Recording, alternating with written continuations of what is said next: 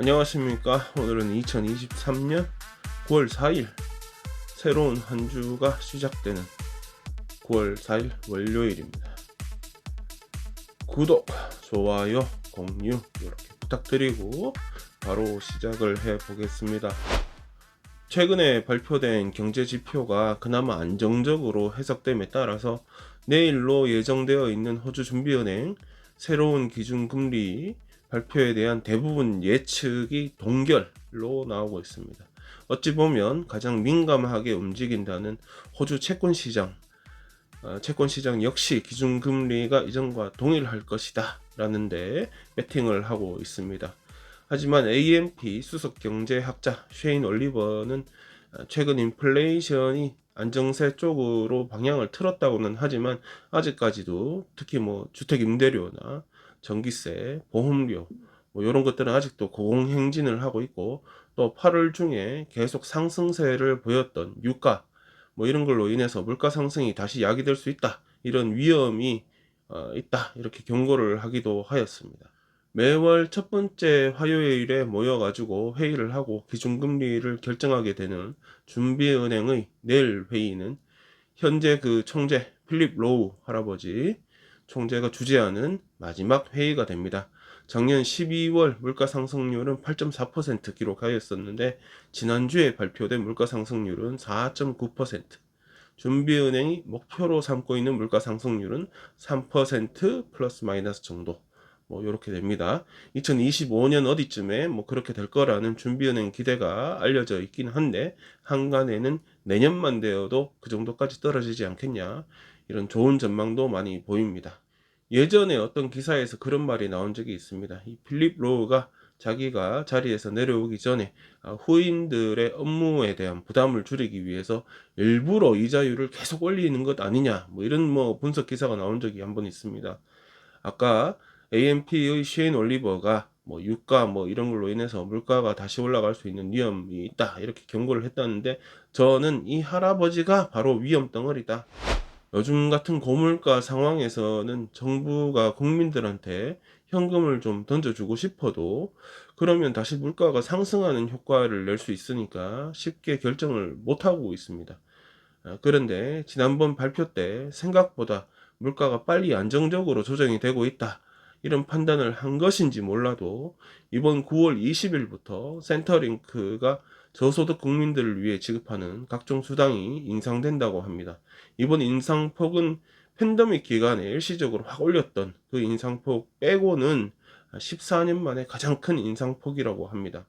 현재 78만 명 정도가 수령하고 있다는 잡시커 수당, 그리고 또 22만 명 정도 수령하고 있다는 청년 수당 뉴스 얼라운스, 그리고 6만 4천여 명이 수령하고 있다는 양육 수당, 이건 정확한 해석이 아니니까 영어로 하자면 파트너드 페어렌팅 페이먼트, 애들 키울 때 받는 그런 수당, 하여튼 해가지고 다 2주에 40불이 더 지급된다고 합니다.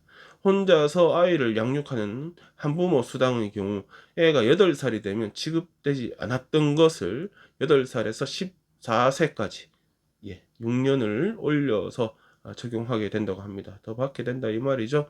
110만 가구가 받고 있는 걸로 파악되고 있는 주택임대보조 경우도 30년 만에 최대 인상폭이 적용돼서 15% 올라간다고 합니다. 이번에 인상으로 인해서 정부 예산 4.7빌리언 달러, 4.7빌리언 달러가 이번 인상에 투입된다고 합니다. 돈을 막 주면 물가가 올라갈 수 있고, 물가가 올라가면 위험하니 돈 더 달라고 할 수도 있고, 이런 위험이 분명히 존재는 합니다.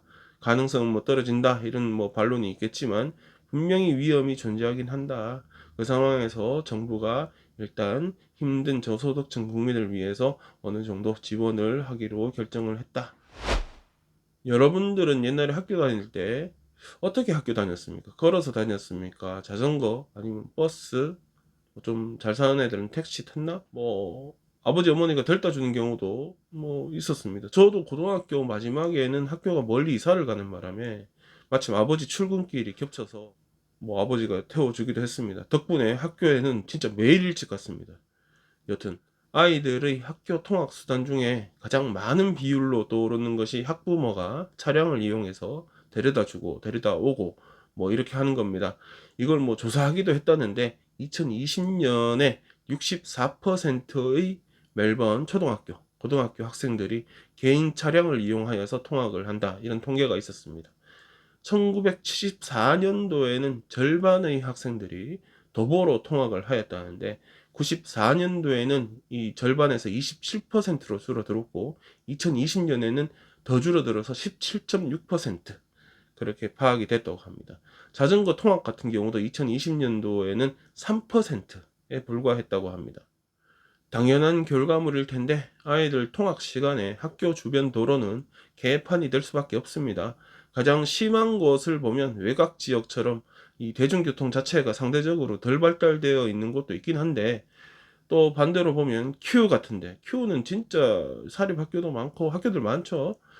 근데 거기 대중교통도 대단하죠. 버스도 많이 댕기고 트램도 댕기고 뭐 이런 데인데 거기서도 교통이 개판이 된다, 이렇게 조사가 되었습니다. 제가 일하는 회사에서 Q 스쿨스라는 버스 노선이 있습니다. 그게 이제 뭐 어떻게 보면 스쿨 버스인데 Q 지역에 있는 사립 학교들을 순회를 하면서 아이들을 태워서 학교에 데려다 주기도 하고, 학교 시간에는 학교마다 돌면서 애들 태워서 집에 데려다 주기도 하고, 뭐 이런 버스 노선입니다. 굉장히 오래된 노선이라고 합니다. 학교에 따라서는 근처 들어갈 때 진짜 힘든 경우가 많습니다. 차량이 워낙 많고, 뭐 특히 신호등에서 우회전 하자마자 바로 왼쪽에 대야 된다, 이런 데들이 있거든요. 신호 통과하는 것 자체가 진짜 엄청난 미션인 학교들도 꽤 많습니다. 여튼 뭐 그 시간 되면 학교 주변이 개판이다, 이건 누구보다 제가 잘 아는데, 당연히 그렇게 되니까 학교 통학 시간에 주변 공기 질이 뚝 떨어질 것이고, 이로 인해서 애들 건강이 우려된다, 이런 지적이 나옵니다. 그러면서 학교 주변에 대기하는 차량에 대해서 엔진을 무조건 끄도록 하는 조치를 취해야 한다, 뭐 이런 주장이 나오고 있습니다.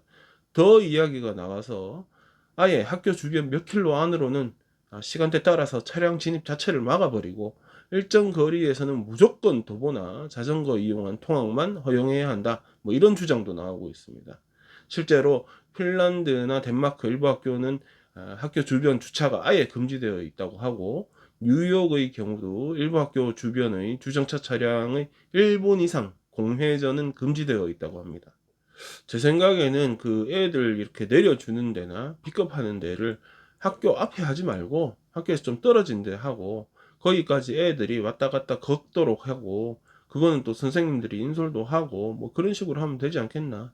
그것도 싫으면 스쿨버스를 막 확대하면 좋지 않을까 라는 버스 기사로서, 호주가 가진 자연유산과 문화유산, 그 중에 이제 20개가 유네스코 세계문화유산에 등재되어 있다고 합니다. 그걸 기념하는 5달러짜리 기념 주화가 발행된다고 합니다. 시드니 오페라 하우스를 비롯해서 울루루카타 주타 국립공원, 곤드와나 열대우림, 솔직히 이거 어딘지도 잘 몰라요 저는. 그레이트 베리어 리프, 뭐 이건 안다. 하여튼 더불어 멜번의 로얄 익시비션 빌딩하고 칼튼 가든, 거기 그것도 각인되어 있는 기념 주화입니다. 뒷면에는 찰스 왕의 얼굴이 아닌 엘리자베스 여왕의 얼굴이 들어갑니다. 이번 주 중으로 출시가 된다는데 주문에 의해서 판매가 되고 개당 30불, 총 3만 개 주화가 발행될 것이라고 합니다. 수집이 아니라 그냥 사용하고 싶다, 그럼 뭐 사용해도 된다고 합니다. 물론 뭐 30불에 사서 5불로 쓸 밥은 없겠죠. 그래서 호주에 있는 유산들 중에 유네스코 세계문화유산 20개 뭔지 한번 들받아 봤습니다. 그랬더니 문화유산으로는 4가지, 자연유산으로는 12가지, 그리고 이게 혼합된 걸로는 4군데 있고 뭐 그렇네요. 제가 다 나열해 드리기는 어렵고, 그러니까 유네스코 웹사이트 들어가서 오스트레일리아 검색하면 주르륵 나옵니다. 전 들어가서 봤는데 그러다 보니까 또 한국도 한번 찾아봤습니다. 한국하고 호주하고 딱 다른 게, 호주 같은 경우는 자연유산이 압도적으로 많은 반면에 한국 같은 경우는 문화유산이 압도적으로 많네요. 한국은 15군데가 유네스코에 올라가 있는데 문화유산이 13군데, 자연유산이 2군데 이렇게 있습니다. 아까 유네스코 그 등재된 호주의 자연유산에 대해서 쭉 보다가 요거를 12군데 아니지, 네 군데 합쳐 16군데를 앞으로 버킷리스트에 올리면 되겠다, 거기 방문하는 거, 뭐 그런 생각도 잠깐 했습니다. 네, 오늘 말씀드린 뉴스 한 줄로 쭉 정리를 해 보겠습니다. 내일 발표될 호주의 새로운 기준금리가 동결될 가능성이 크다. 9월 20일부터 센터링크 수당이 인상이 된다. 학교 통학 시간에 학교 주변 경기의 질이 굉장히 안 좋아서 무슨 조치가 필요한 거 아니냐라는 주장이 있다. 호주가 보유한 20개의 세계문화유산이 새겨진 기념주화가 발행된다. 오늘 준비한 소식은 여기까지입니다. 즐거운 하루 되시고 즐거운 한 주 되십시오. 내일 또 뵙겠습니다.